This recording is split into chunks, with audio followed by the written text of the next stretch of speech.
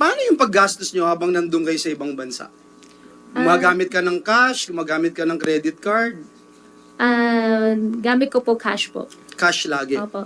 Sa lahat ng pagkakataon ng paggastos, ikaw ang gumagastos. Kasi ikaw boss ikaw big boss. Hindi naman po ako big boss. Kumbaga ako lang po yung nag-ano po sa family. Gumagastos. Opo. Sa amin kasi, kung ikaw yung boss, ikaw dapat talagang gumastos.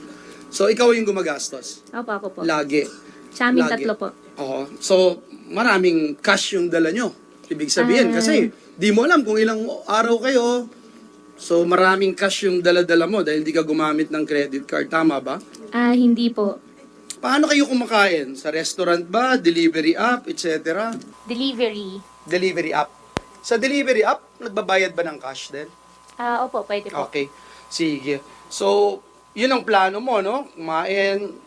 Nag-restaurant ba kayo? Hindi. Hindi po. Hindi. So, ikaw ba lahat ang sumasalo ng expenses? Lahat? Pag-book ng ticket? Lahat? Ano po, wala naman pong masyadong expenses po pagdating po namin doon. Flight ticket po, tas pagkain lang po. Nung nasa boat kayo, paano yung damit nyo nga pala? Nagbibihis ba kayo? May dala ka bang maleta? Nagpaka ba ng pang 1 week, 1 month? Wala po. Madala ko lang po isang bag. So, Tas may laman lang po ng personal po na item lang po. maraming pera. At maraming pera siguro, no?